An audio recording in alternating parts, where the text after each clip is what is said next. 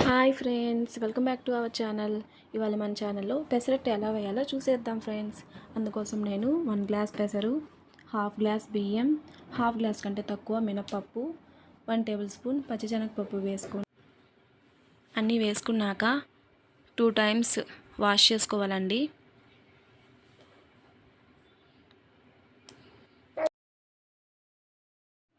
తగినన్ని వాటర్ వేసుకొని 6 to 7 hours soak చేసుకున్నానండి.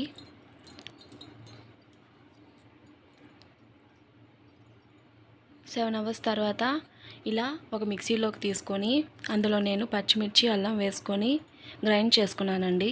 గ్రైండ్ చేసుకున్నాక 1.5 table spoon salt, half table spoon వంట సోడా, అలాగే ఆనియన్ని ఇలా చాప్ చేసుకొని సన్న సన్న ముక్కలుగా చేసుకొని వేసుకున్నానండి.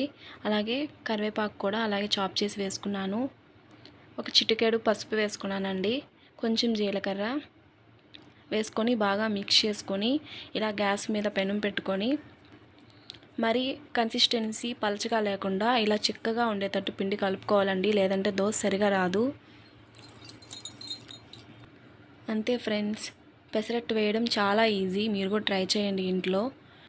మా వీడియోస్ మీకు నచ్చినట్లయితే సబ్స్క్రైబ్ చేసుకోండి ఫ్రెండ్స్.